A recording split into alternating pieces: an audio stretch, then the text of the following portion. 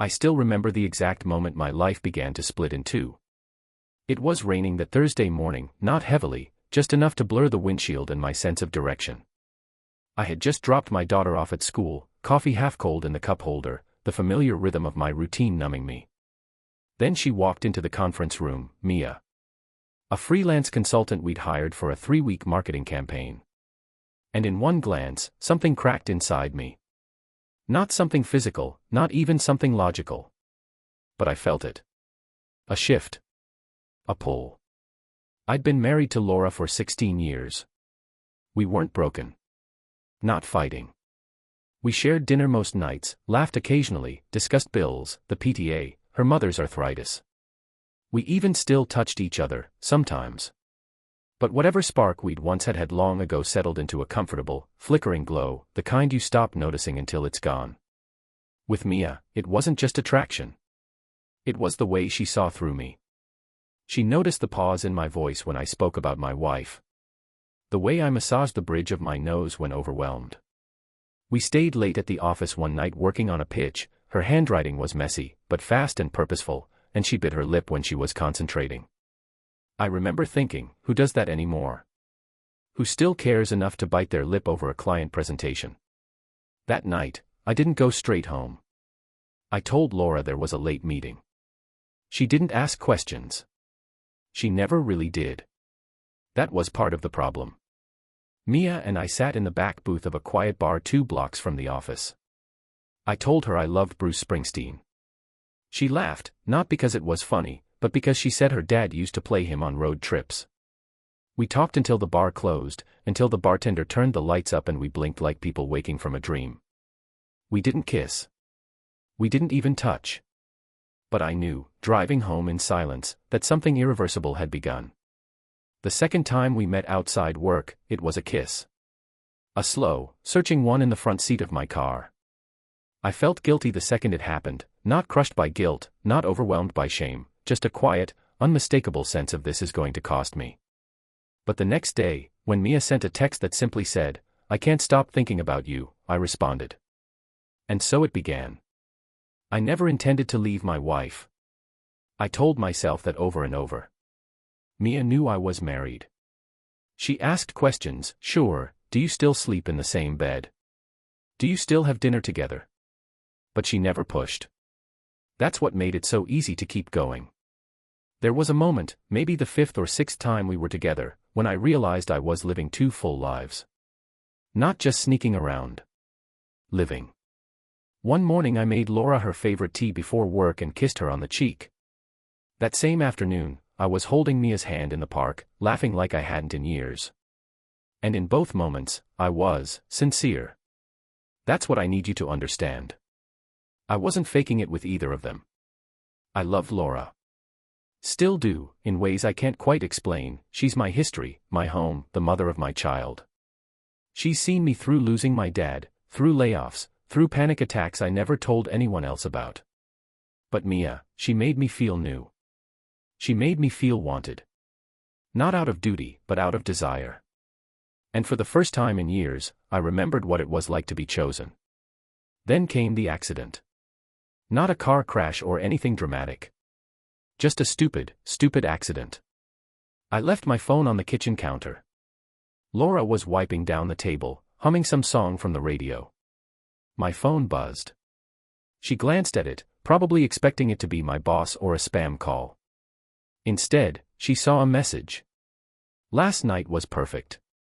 I still feel your hand on my back. Mia. When I came back into the room, she was standing there, frozen, phone in hand. And I knew. Everything inside me went cold. She didn't scream.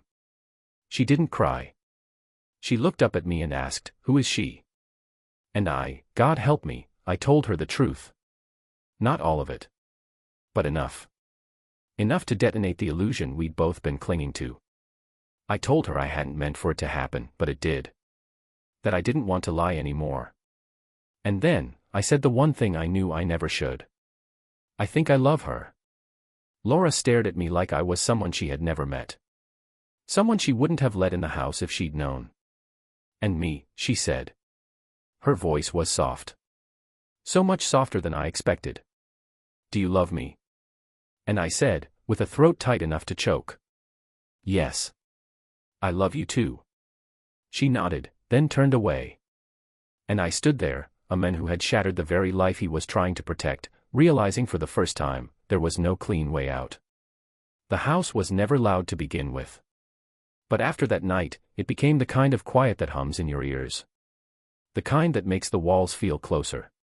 More judgmental. Like they knew what I'd done too. Laura didn't yell.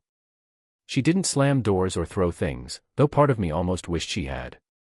At least that would have given me something to react to. But she didn't even cry, not in front of me. The only sound she made was the soft shuffling of her slippers against the hardwood as she walked away from me, toward our bedroom. And closed the door. Not slammed. Closed.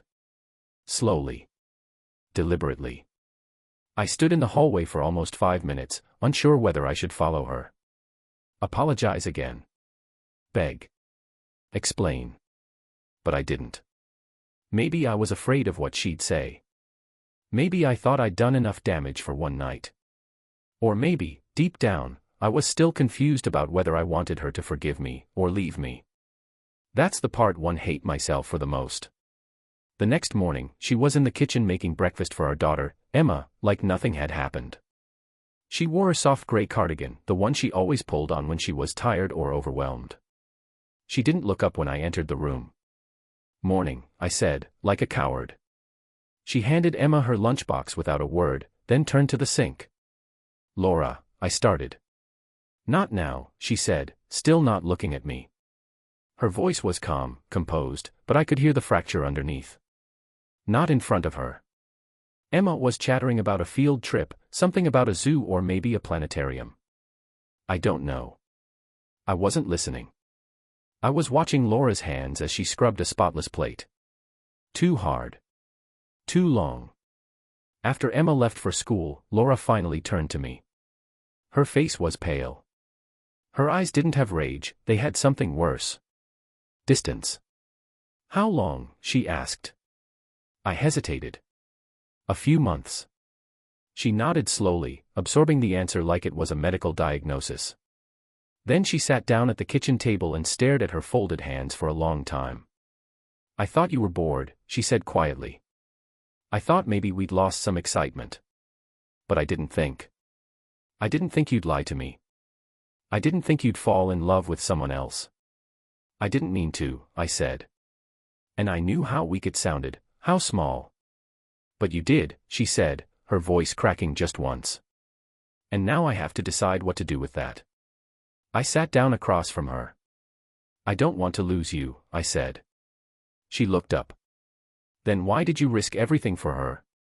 And I didn't have an answer. Because the truth was complicated, and maybe even worse than she feared. I loved them both. And I hated myself for it. For the next 2 weeks, we lived in limbo. We talked only when necessary. We coordinated Emma's schedule through short, dry texts. Laura started sleeping in the guest room. I stopped staying late at the office. Mia, to her credit, didn't pressure me. She asked how I was doing, and when I didn't answer for hours, she stopped asking. She didn't leave, but she stepped back. I think she sensed something was crumbling. One night, I found Laura sitting alone on the porch, wrapped in a blanket. It was cold, and she was nursing a mug of tea. I sat beside her. I've been trying to remember, she said, eyes on the dark street, when things started to change between us. Was it last year? The year before? Was it gradual? Or did I just stop seeing you one day? It wasn't you, I said immediately. I know that's what people say, she whispered. But it always is, isn't it? A little bit. You didn't want to hurt me. I believe that. But you also didn't want to lose what you had with her. I closed my eyes. I feel like I'm floating, I admitted. Like I'm stuck between 2 lives. One where I feel safe, known, grounded. And another where I feel alive. And I don't know how to choose. I hate myself for not knowing. She turned to look at me. Her eyes were tired, but still clear. You want me to tell you what to do? But I can't. I won't. You're the one who lit the fire. You figure out what you're willing to burn for it. That night, I couldn't sleep. I laid in our bed, the one she no longer shared with me, and stared at the ceiling, trying to trace how I'd become this person. The cheater. The liar. The man who hurt the woman who gave him everything. But the truth was, even through all the shame, I still missed Mia. Her voice. Her curiosity. The way she made me feel seen. I wasn't sure if it was love or infatuation or some desperate grasp at my younger self, but it was real. And ignoring that didn't make it go away. The next day, I called my brother. David and I weren't close, not emotionally. But he was practical. Honest in the way that cuts sometimes, but clean. I need to tell someone something, I said. And I need you not to judge me until I'm done. There was a pause on the other end. Then, all right. Go. I told him everything. He didn't interrupt. Just listened. When I finished, I waited for the verdict. You're not the first man to do this, he said, flat. But that doesn't make it any less reckless. I know. And you say you love both of them. I do. He sighed. Then this isn't about choosing between two women. It's about deciding who you are when you have to face what you've done. Do you want redemption? Or do you want permission? That stayed with me. Do I want redemption or permission? That night, Laura left a note on the kitchen table. I've made an appointment with a therapist. Alone. I need space to think without your voice in my head. I'll be staying with my sister for a while. Emma will stay here. We'll talk soon. I folded the note in half and put it in my pocket. I stood in the kitchen for a long time, listening to the empty hum of the fridge, the distant sound of traffic outside, and my own pulse pounding behind my eyes. Mia texted later that night. Are you okay? I didn't answer right away. I watched the screen for 10 minutes. Then I typed. I think I'm losing everything. She replied. Then maybe it's time to stop pretending you can keep both. And with that, I realized something terrifying. The time for passivity was over. I had been floating, like Laura said, for too long. The ground was coming fast. And I had no parachute. I sat in my car outside the therapist's office for 15 minutes, engine running, radio off. My appointment wasn't for me, not yet. This was Laura's first session, and she'd asked me to drive her. That's all. Just drive. She didn't want me in the room. Didn't want to talk before or after. She just needed me to show up and drop her off. Like an Uber driver with a broken heart. The waiting room was in a beige 2-story building behind a gas station, one of those places you'd never notice unless you were looking for it. Laura got out of the car without saying a word. Just nodded once. She wore her hair in a ponytail and held her bag close to her chest like armor. As she walked inside, I caught a glimpse of her reflection in the glass door. She looked tired. Not angry. Not vengeful. Just hollowed out. Like someone who had survived a storm but hadn't stepped into the sunlight yet. I should have driven away. But I didn't.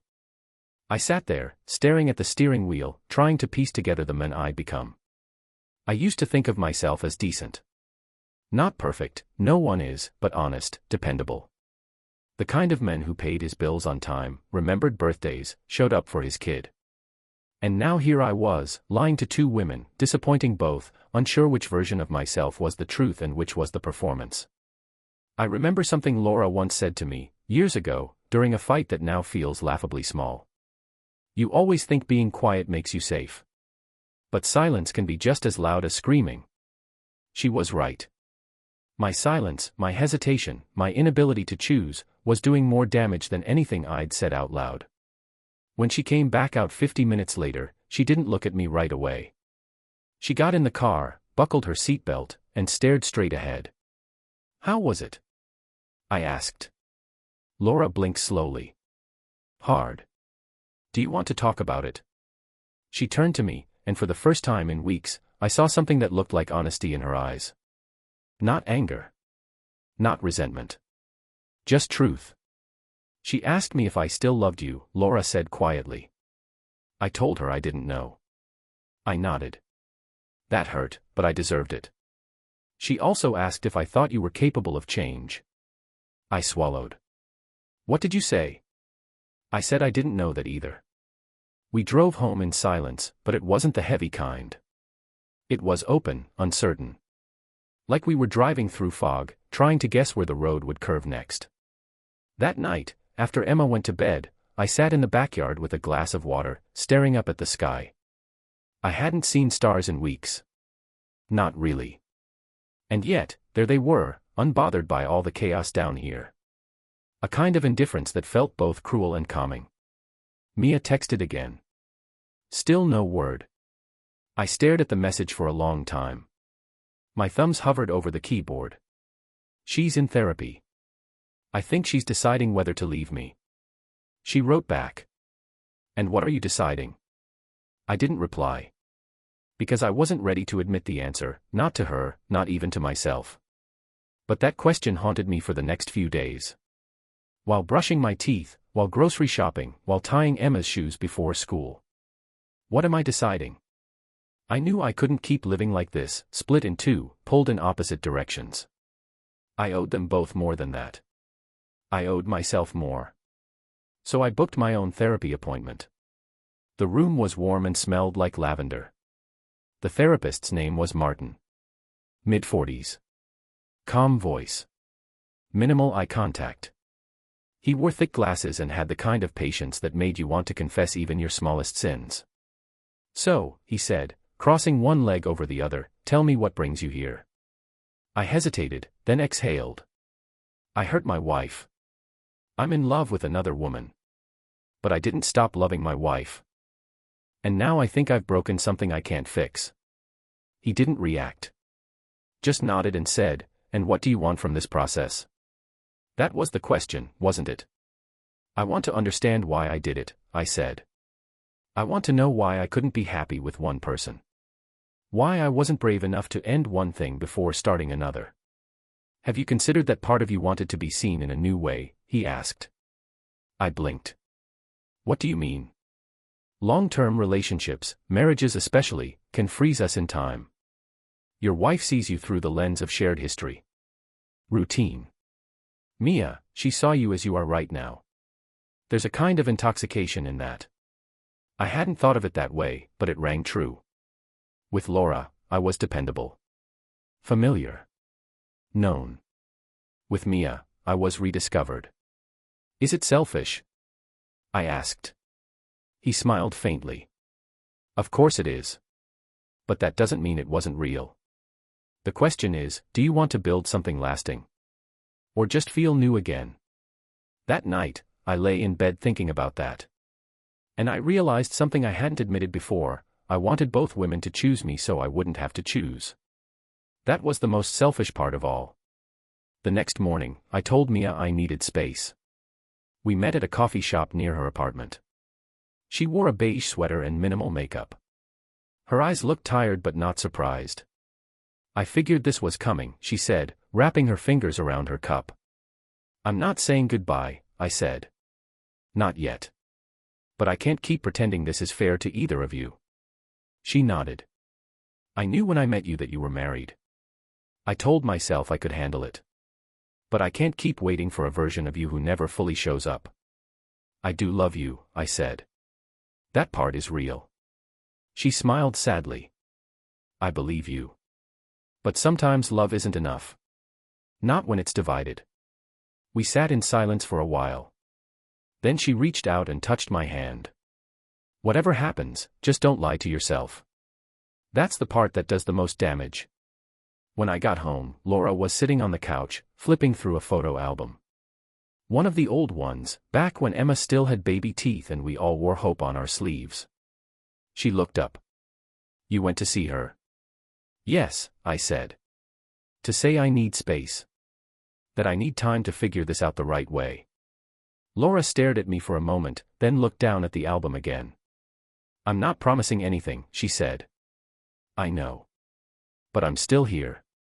That night, we sat on opposite ends of the couch, watching a documentary with the volume too low. We didn't hold hands. We didn't talk much. But we shared the space. And for the first time in weeks, the house didn't feel quite so silent. 2 weeks after we sat in silence on opposite ends of the couch, Laura handed me a folded sheet of paper over breakfast. No preamble. No warning. Just slid it across the table next to the butter dish. "What's this?" I asked, already fearing the answer. "My terms," she said. Her voice was even, clear, like she'd rehearsed this moment in her head more than once. I unfolded the paper slowly. 3 handwritten paragraphs. Not a list of demands, not threats, but boundaries. Carefully chosen, painfully honest ones. If we're going to try to rebuild, I need full transparency. No more secrets. No more half-truths. I get access to your phone, your email, your calendar, not because I want to control you, but because I need to see who I'm dealing with. You end all contact with Mia. Permanently. Not space. Not a pause. A complete break. You come to couples therapy. Every week. No exceptions.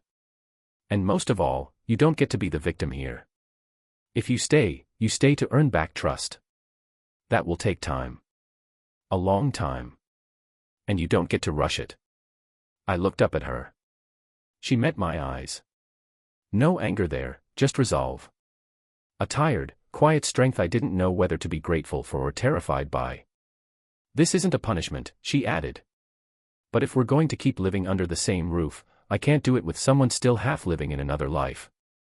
It was more than fair. It was merciful.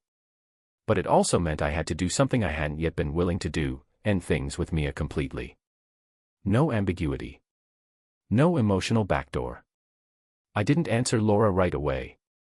I nodded, folded the paper again, and put it in my jacket pocket. We didn't speak for the rest of the meal. Emma ran down the stairs, half-dressed for school, asking about her backpack. Life continued. The world didn't pause for our reckoning. Later that day, I drove to Mia's apartment. I didn't call first. I knew if I gave myself the space to think, I might find an excuse not to go at all. She answered the door in leggings and a loose sweater. No makeup. Her hair was pulled back. She looked like someone waiting to be hurt. "Hey," she said softly. "Hey." I stepped inside. The air smelled like eucalyptus and dust. She hadn't been sleeping much. I could tell by the half-finished tea mug and the pile of unfolded laundry on the arm of the couch. "I assume you're not here for coffee," she said, attempting a smile. "No." I sat on the edge of the chair across from her. She stayed standing, arms crossed lightly, bracing herself. "She gave me terms," I said. "If I stay, if I really try, I have to walk away from you. All the way." She nodded once. Not surprised. Not angry. "I figured," she said. "And what do you want?" That question again. The one that kept dragging me back into myself. "I want to fix what I broke. I want to stop lying. I want to stop running from consequences." "But do you want her?" she asked. My throat tightened. Yes. And no. It's not simple. "No, it isn't," she agreed. "But I'm tired of waiting for it to become simple." I stood up. "I'm sorry," I said, though it felt hollow now. She walked over to me. For a second, I thought she might touch my face. Instead, she just looked at me, one last time. "You were never just a fling to me," she said. "I know it's easy to paint it that way now. But I let you in. You mattered. I know." She opened the door. "Then go. Before I ask you to stay." I did.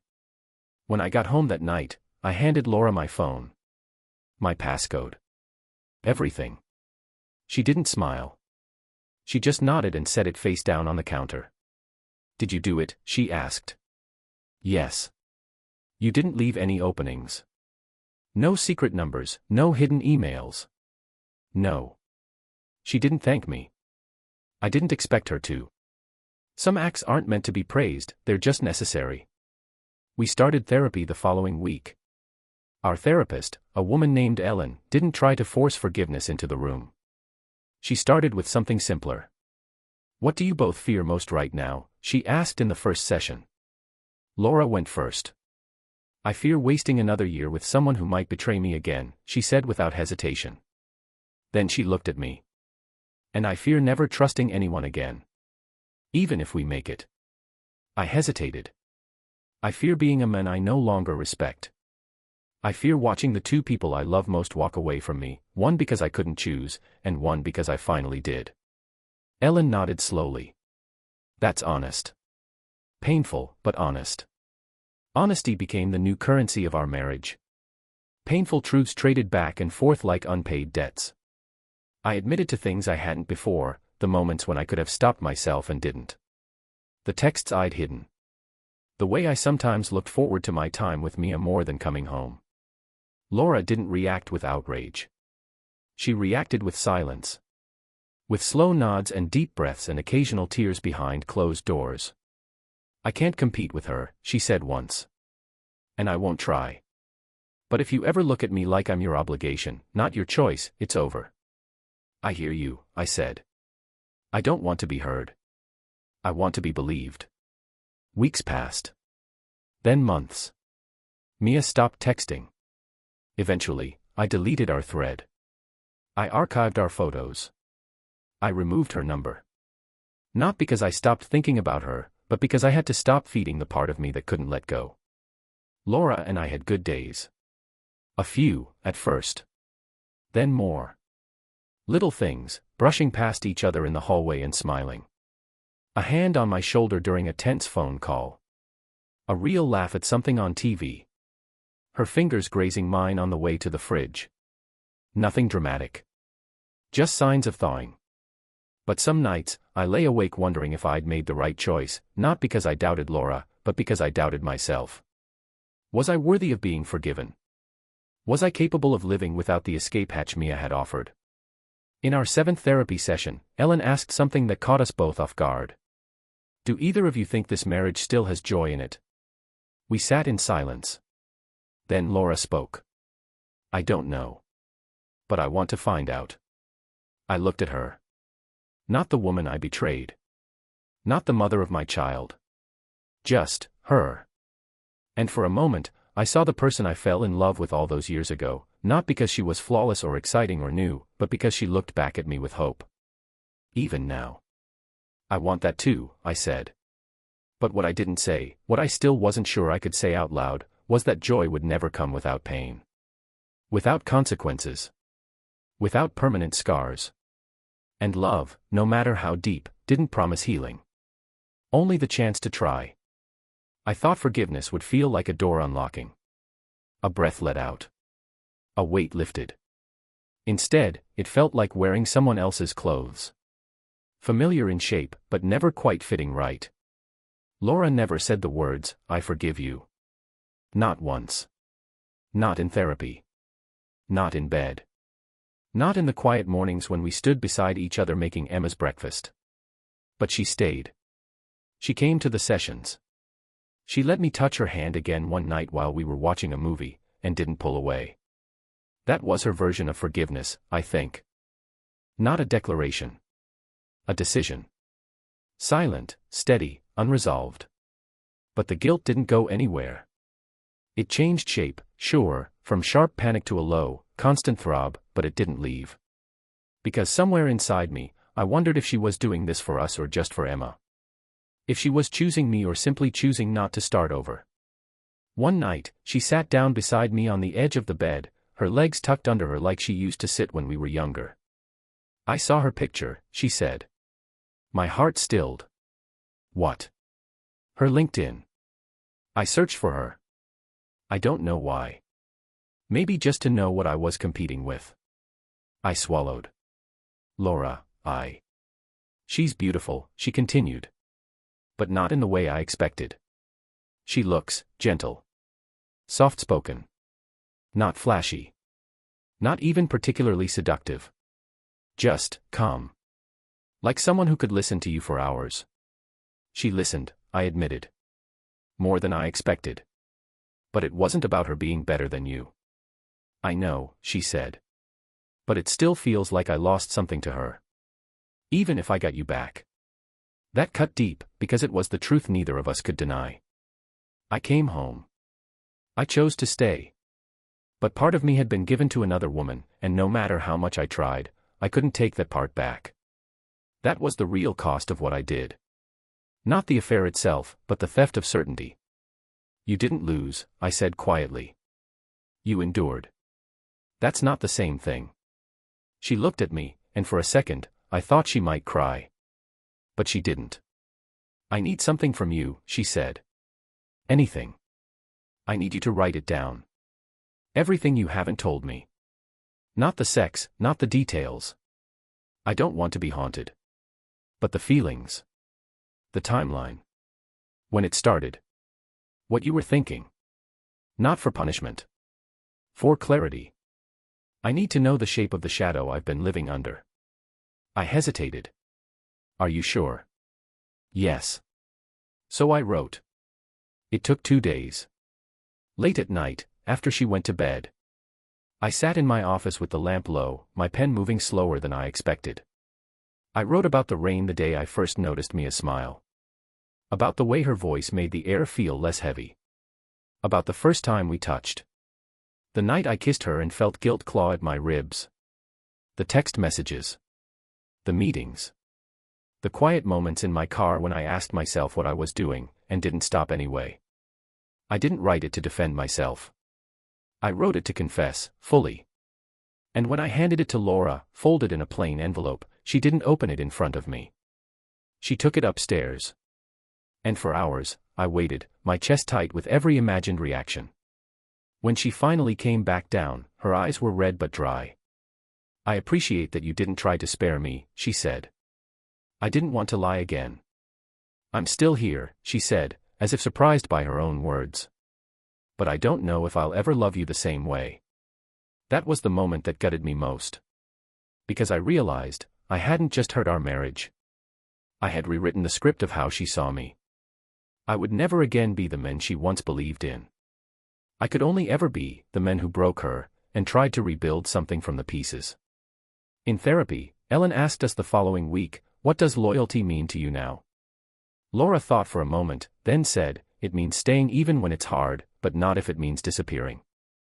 I can't lose myself to keep this alive. And I said, it means telling the truth, even when it risks everything. I didn't do that before. I'm trying now. Later that night, Laura told me she wanted to take a short trip. Alone. Just 2 days, she said. To clear my head. Where? I asked. My sister's place. Or maybe just a hotel somewhere. I don't know. I just need to breathe. I nodded. I'll take care of everything here. She kissed Emma goodbye the next morning with her usual warmth. She kissed me on the cheek, too, out of habit, maybe, or kindness. Then she was gone. And suddenly, I was alone. With my guilt. With my memories.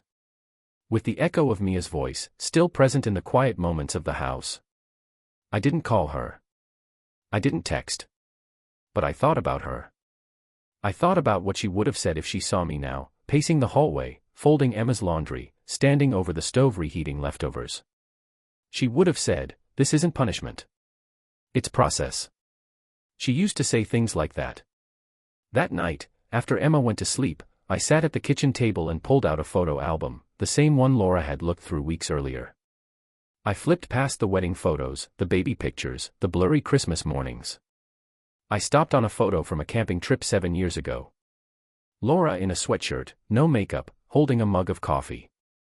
Her head tilted, smiling at me through the lens. That was the woman I betrayed. Not a symbol. Not a role. A real person with her own inner world. I'd loved her, yes. But I'd also taken her for granted. Believed, somehow, that because she stayed, she would always stay. Now I knew better. The next evening, Laura returned. She looked rested. Her eyes were softer, but her shoulders still carried caution. She unpacked slowly. We didn't speak much. Not at first. But before bed, she said, I thought a lot about the version of our marriage that existed before this. And I realized I never want to go back to it. I looked at her. So, what happens now? She exhaled. We don't rebuild what was. We build something new. But only if you're willing to do it from scratch. I am, I said. Then we take it one brick at a time. And no shortcuts. And so we began again. Not as husband and wife, not yet, but as two people walking slowly back toward each other, knowing the ground between them is cracked, but not impossible. It was a Sunday in early spring, the kind of day where the air still carries a chill, but the sun finally feels like it might stay. We were in the backyard, raking old leaves and pulling weeds from the edges of the garden. Emma was off at a friend's house for a sleepover. It was just the two of us. Quiet. Focused. Comfortable, in a way that felt unfamiliar again. I was pulling roots from the base of the fence when I heard Laura's voice behind me. Are you happy? I stood up slowly, brushing dirt from my hands. She wasn't looking at me. She was crouched over a patch of tulips, staring at them like she hadn't even realized she'd spoken the words out loud. Happy? I repeated. She finally turned her head. Yeah. Right now. Are you? I didn't answer right away. Not because I didn't know, but because I wasn't sure what kind of answer she wanted. Or what kind of answer I was allowed to give. I think I'm quieter inside than I've been in a long time, I said. Not at peace. But closer. She nodded slowly. I keep wondering if this is enough for either of us now. What do you mean? She sat down on the edge of the porch. We've been working so hard just to undo the damage. But we haven't really asked each other what kind of life we want after. You know. Like, are we rebuilding this marriage just because it's what we know? Or because it's what we actually want? I sat down beside her. I ask myself the same thing every night. There was no bitterness in her voice. Just a quiet curiosity, like she was trying to solve a puzzle without knowing if all the pieces were still in the box. I used to think we were good together, she said. Even if we weren't exciting anymore. But now I wonder if good is enough. Or if it ever was. Do you want exciting? I asked. Do you want to feel that spark again? She looked over at me. Don't you? I wanted to say no. I wanted to be noble, selfless, humble, all the things I hadn't been before. But the truth is, yes. I did want the spark. I missed it. I missed being looked at with desire. I missed discovery. I missed feeling alive. But I also missed her. The real her. Not the version she became after I broke everything, but the woman I built a life with. The one who knew exactly how I took my coffee. Who understood the different kinds of silence I carried. Who never once let me forget Emma's birthday, even when I forgot my own. I want to feel alive, I said carefully. But I think I forgot that doesn't have to come from someone new. She watched me for a long moment. You're being honest. That's good. I'm trying. She reached down and tugged at a weed near her foot. You know, when I asked you if you were happy, I wasn't trying to trap you. I've just realized lately that I don't want to stay in a version of life that neither of us really wants, just because we feel guilty or afraid. I'm not afraid anymore, I said. Good. Because I think I'm finally not angry anymore. That stunned me more than I expected. I blinked, unsure how to respond. You're not? I asked. She shook her head slowly. No. I've moved through it. I was furious, sure. Devastated. I wanted to tear down everything we built, just to make you feel what I felt. But I didn't. And somewhere along the way, I realized I wasn't waking up every morning thinking about her anymore. Or about what you did. I was just waking up. We sat in silence after that. The wind rustled the trees overhead, and a bird landed on the edge of the fence like it had something to say, then thought better of it. Laura, I said, after a while. Do you want to stay married to me? She turned to me, and this time, there was no hesitation. I don't know yet, she said. But I know I don't want to leave tomorrow. That was the most honest answer either of us had given in months. In therapy the next week, we shared that conversation with Ellen. She nodded, listening closely, hands folded in her lap. That's a big step, she said. How does it feel to live in that uncertainty? It feels real, Laura said. Which is strange. But grounding. I agreed. The version of our relationship we were in now didn't have a neat label. We weren't fully reconciled. We weren't broken. We were trying. And somehow, that felt more intimate than anything we'd shared in years. Later that evening, after Emma had gone to sleep, Laura joined me in the kitchen as I was loading the dishwasher. She stood behind me for a moment, then placed her hand gently on my back. I want to ask you something, she said. Okay. If this hadn't happened, if I'd never found that message, would you have ever told me? I turned slowly to face her. I've asked myself that too, I admitted. And I hate the answer. But no. I don't think I would have. Her face didn't change. She already knew. Why, she asked. Because I didn't want to lose you. And because a part of me thought I could live in two worlds without destroying either. She nodded once, slowly. But you did. I know. She looked at me, her eyes soft but firm. Don't ever let me love a version of you that's pretending again. I'd rather know the truth, even if it hurts. I reached for her hand. She let me take it. You deserve the truth. From now on, you'll have it. We stood like that for a moment, not as husband and wife trying to save something, but as two people finally seeing each other clearly. Then she said something I'll never forget. Maybe the way back isn't about going backward at all. Maybe it's about building something entirely different, on top of the ashes. And I realized, maybe that's what love becomes after devastation. Not a return. But a rebirth. That night, as I lay beside her in bed for the first time in what felt like a lifetime, I didn't try to hold her. I didn't say too much. I just stayed close enough for her to know I was there. Not to be forgiven. But to be chosen again, someday, if she ever could. The day Laura told me she was ready to make a decision was a Tuesday. Rain tapping gently on the kitchen windows, Emma at a friend's house after school. Just the two of us again, like so many quiet days before, except now the silence wasn't heavy with tension. It was expectant. As if the house itself was holding its breath. I want to talk, she said, sliding her tea mug closer. And I want you to listen. I nodded. Of course. She didn't start right away. She looked out the window for a long time, her hands curled around the warmth of the cup. Then she said, without looking at me. When we got married, I wasn't naive about how life works. I knew people change. I knew attraction fades, responsibilities pile up, time gets sharp around the edges. I never believed in fairy tales. I believed in us. In the way we made each other laugh. In the way we were a team, even when things were messy. I didn't speak. I felt every word settle into me, each one like a slow drip of truth.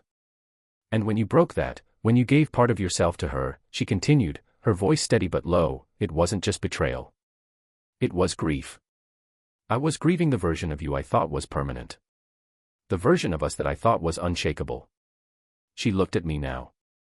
And I'll never forget the way her eyes softened, not with pity, but with clarity. But these past few months, as brutal as they've also been more honest than anything we've lived through in years. And in some strange, twisted way, I'm thankful for that. Because the man sitting in front of me now, he's not the same man who lied to me. And I'm not the same woman who believed everything was fine just because we weren't yelling. I swallowed the lump in my throat. Laura. She held up a hand. Let me finish. I nodded. I've decided I want to stay, she said. Not because I've forgotten. Not because I've fully forgiven. But because I believe we can build something new. Something better. And I want to try. I felt something collapse inside me. Not from pain, from relief. From gratitude. But also from the terrifying weight of knowing what it meant. Because staying meant rebuilding. Brick by brick. With no shortcuts. No illusions. No room for old habits. And she knew it, too. But, she added, there's a condition. I sat up straighter. Okay. You need to understand that I'm not going to love you the same way I did before, she said. That version of love, the innocent, unconditional kind, that died when I opened your phone. What I can offer you now is different. It's a love that includes pain. A love that remembers. But it's also a love that chooses, every day, to show up. I'll take it, I said. With everything that comes with it. She smiled, just barely. You're going to have to keep choosing it too. Not just this week. Not just until I feel safe again. Always. That's the only way this works. I understand. She stood and walked over to me. For a second, I wasn't sure if she was going to touch me, and then she did. Her hand rested gently against my cheek. Her thumb traced a slow line under my eye. It was the first time in months that she touched me with affection, not obligation. I still see him sometimes, she whispered. The man I married. He's under all the guilt and confusion. I just hope, if we're lucky, he'll come out more often. I want to be him, I said. I do. She leaned in and kissed my forehead. Then be him. The months that followed weren't easy. Some days were filled with cautious laughter. Shared memories. Even physical closeness. Other days were marked by tension that came out of nowhere, a certain song on the radio, a misread text notification, the sight of me arriving home 5 minutes later than expected. Her eyes would flicker with suspicion, and I'd brace for the wave. But we didn't run anymore. We leaned in. We talked more than we ever had, really talked. About fears, boundaries, the things we never admitted in the safe, polite version of our marriage. Laura told me about the loneliness she carried even before Mia. I told her about how I'd stopped recognizing myself in our routines, how I let myself drift into someone else's attention instead of learning to ask for hers. We learned each other again, not as who we used to be, but as who we were now. Different. Scarred. Still standing. One evening, months later, Laura surprised me. She was cooking dinner. Pasta. Emma was upstairs doing homework. And out of nowhere, she said, "You can reach out to Mia." I froze. What? Not to see her, she clarified. Not to start anything. But if you want to send her a message. To thank her. Or say goodbye properly. I trust you now. My heart pounded. I don't think I need to, I said quietly. I already said goodbye the moment I chose to stay. That's the closure. Laura smiled. Good answer. And that was it. The final thread. Cut clean.